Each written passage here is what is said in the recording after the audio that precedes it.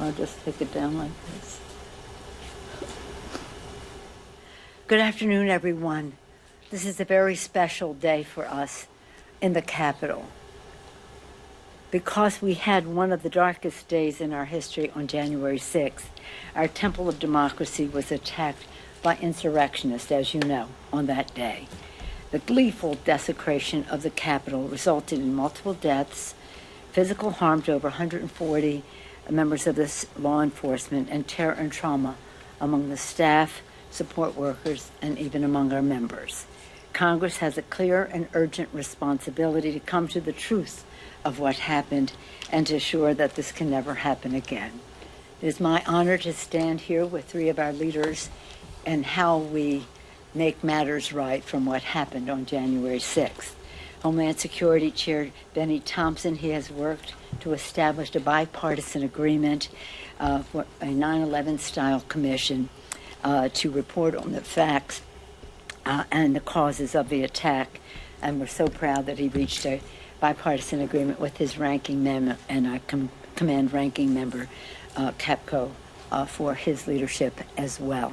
Thank you, Mr. Thompson. Appropriations Chair Rosa DeLauro for her leadership and that of the subcommittee chairs who worked so hard on hearings, etc., for emergency security supplemental that will protect the Capitol and all who serve and work here. Again, that is really important. And then our chair of the House Administration Committee leading reviews and holding hearings to inform our work and harden the Capitol and defend democracy, especially as we go forward. Each has been persistent, patriotic, and principled as they achieve these steps. This is all important because this place, this Capitol of the United States, has been a beacon of democracy to the world. The fact that it was assaulted on a day which the Constitution called for us to ascertain, to certify the President of the United States as voted by the Electoral College and the American people, made that day especially harmful to our democracy and our Constitution. So here we are, January 6th, and now the middle of May, and we have a commission, a bipartisan commission, coming to the floor of the House. You may not know this because many of you were not here then, but our bill for 9/11, you know when that was, 9/11/2001. The 9/11 Commission legislation was signed into law November 27th, 2002, more than 14 months later. Just a little more than 4 months later, we have a bill coming to the floor. This is a remarkable achievement and one that is very necessary. I'm especially pleased that this morning at a press event, perhaps you were participating in it, the bipartisan commission was endorsed by the 9/11 Commission co-chairs, Governor Thomas Kean of New Jersey and Mr. Chairman Lee Hamilton, former member of Congress. They were the co-chairs of the 9/11 Commission. In the interest of bipartisanship, we yielded on many points which we thought would be important and were not necessarily mirroring 9/11, but mirroring many commissions since 9/11, giving the president appointments. The Republicans didn't like that, so we have 5 and 5, what they wanted. We had subpoena power in the majority. They didn't like that, so we have bipartisanship in terms of the subpoena. You have to have bipartisanship. We had findings in the legislation that were very important.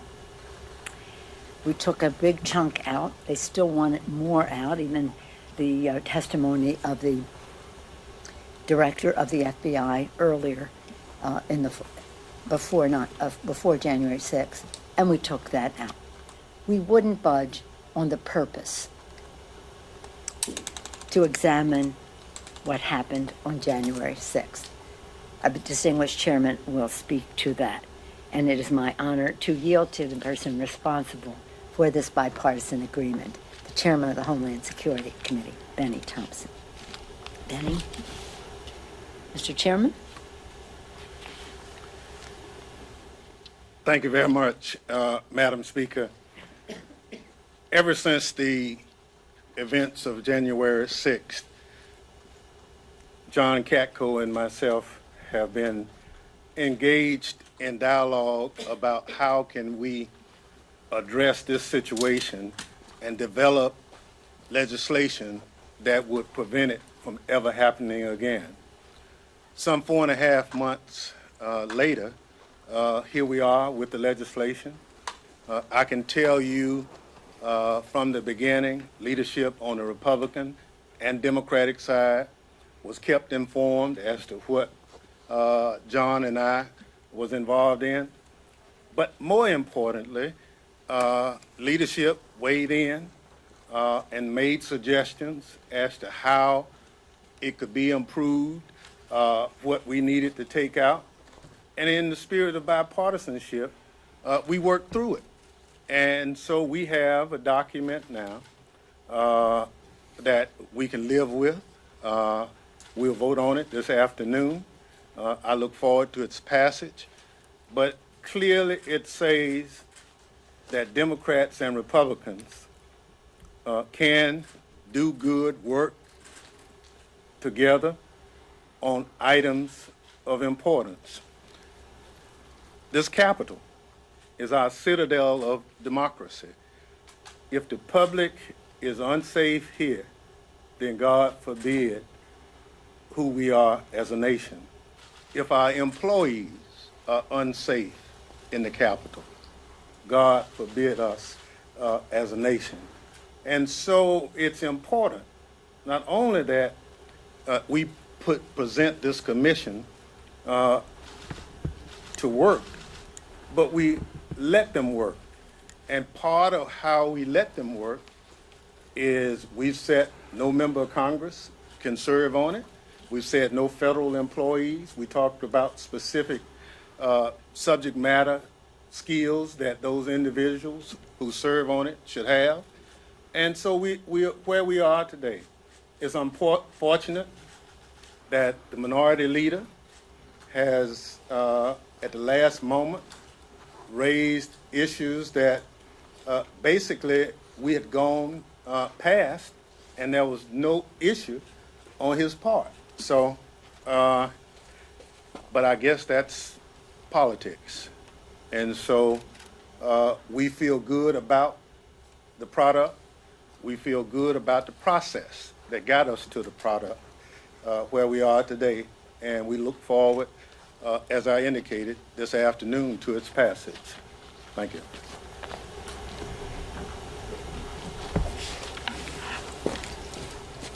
Thank you very much, and congratulations to you, Benny.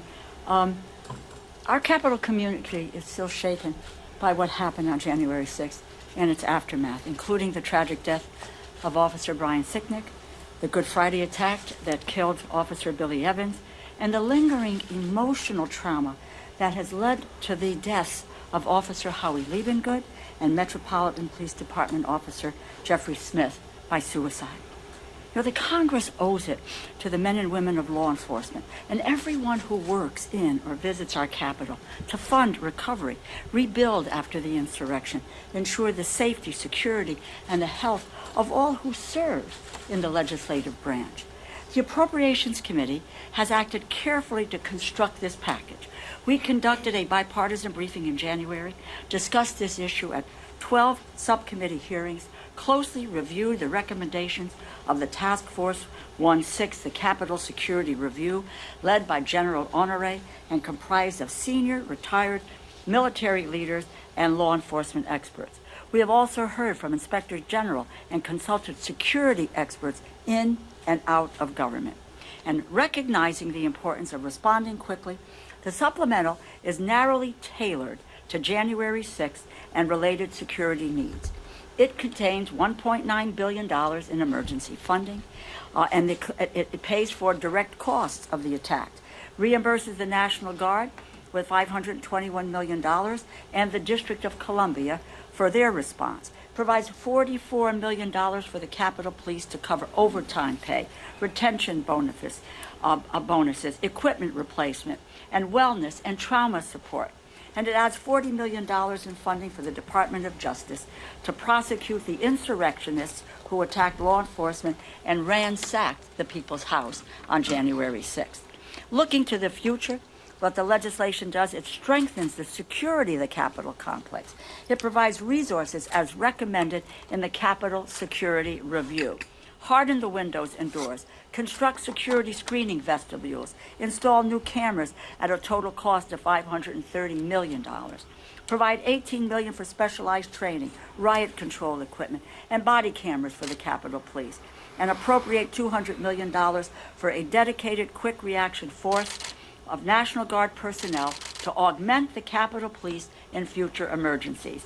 The legislation also bolsters security for members of Congress with dedicated funding for enhanced security and threat assessments, coordinated member travel security, and upgrades to security in district offices.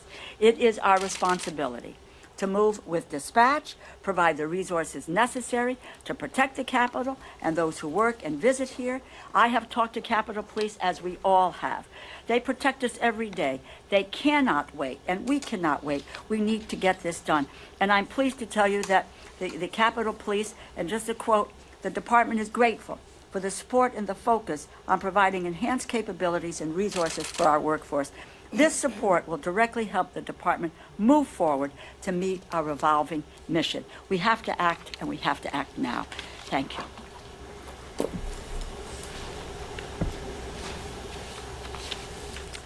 So I'm Zoe Lofgren, Chair of the House Administration Committee, and I'm here to support not only the supplemental, which is necessary, although there may be other things we need to do later, but also to congratulate Chairman Thompson and his ranking member, Mr. Katko, for reaching an agreement on the bipartisan commission to review January 6th.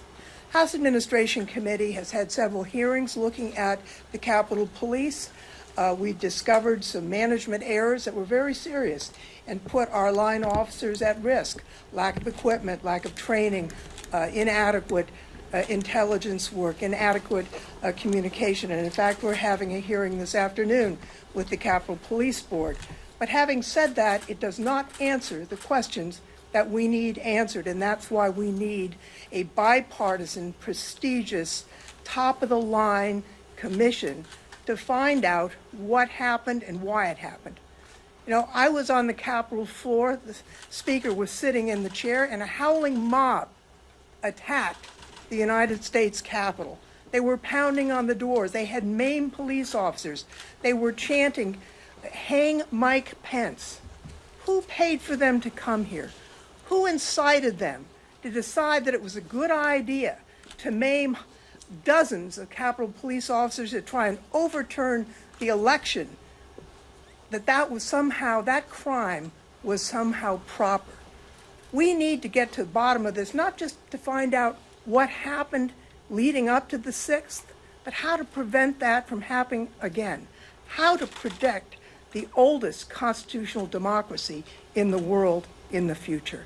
I thank the Speaker for her leadership on this, and I hope that we get enough Republican members who've told me privately they believe we should do this commission to step forward so we can get the facts. Thank you, Madam Chair. As the distinguished chair of the House Administration Committee mentioned, she has a hearing coming up, we have votes on the floor, so we will take a few questions, though. Yes, sir. Madam Speaker, I'm sure you've heard both Leader McCarthy and Leader McConnell discount the viability of this commission, calling it a partisan effort, and casting doubts if it can actually pass the Senate. Curious what you say to that. Perhaps you heard the distinguished majority leader of the Senate at an earlier press availability we had today say that this bill will come to the floor and they will have the debate to see who wants to seek the truth or not. Yes, Gary? One of the complaints about this, I guess, is the idea that it could be duplicative. There's a half a dozen congressional committees looking into various elements of this. all of the criminal cases that are open. What can only a commission do?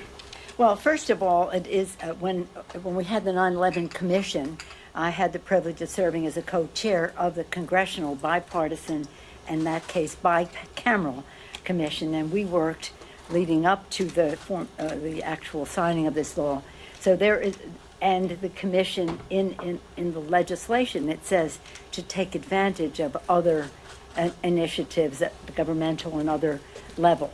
So this is not, I appreciate the sincerity of your question because it gives me a chance to say that this is all the more reason for us to have a bipartisan commission which commands the respect of the American people by dint of the caliber of people who will serve on it.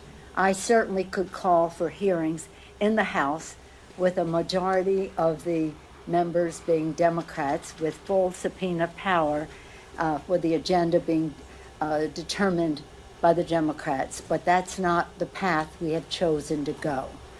So we will take advantage of what you described, other research, certainly not to stand in the way of law enforcement.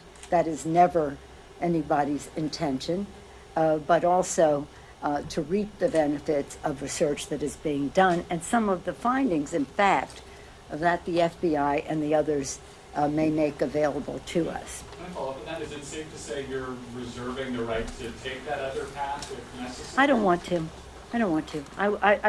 What is important, and the reason I was willing to, we as a group were willing to yield on certain points which we thought were, shall we say, contradictory to past Republican behavior when it came to appointing commissions, was that we wanted the American people to have the fullest confidence in the product that there is. We will find the truth. So it's not a question of doing this in addition, something in addition to this. It's a question of if they don't want to do this, we will. Right, Mr. Chairman? We will find the truth. Would you like to speak to that? Well, thank you, Madam Speaker. I think it's clear that with the hearings that have gone on, there is a base level of information that's available that should be helpful to the commission to do its job. But at the end of the day, we would like the commission to come back with recommendations based on what their reviews have discovered. And we trust the qualification of the people who serve to do just that. So commissions, as the speaker's already said, is not something new. We adopted all the recommendations of the 9/11 Commission, and, you know, it worked. And so we use that as a template for this 1/6 Commission, and we accepted the language in terms of a lot of inclusivity in the product, but it's a labor of love. The ranking member and I spent many hours working back and forth, getting to this point of accepting the document. And in principle, we thought we actually had agreement on all sides. And it was as big a shock to the speaker and all of us that our minority leader had not, well, he even said he had not seen it, which we have letters from him responding to it. So it's not like he hadn't seen it. So, but we didn't want it to become purely political. That's why we worked diligently to make it bipartisan. And that's why the view of the distinguished chairman was so respected by our colleagues.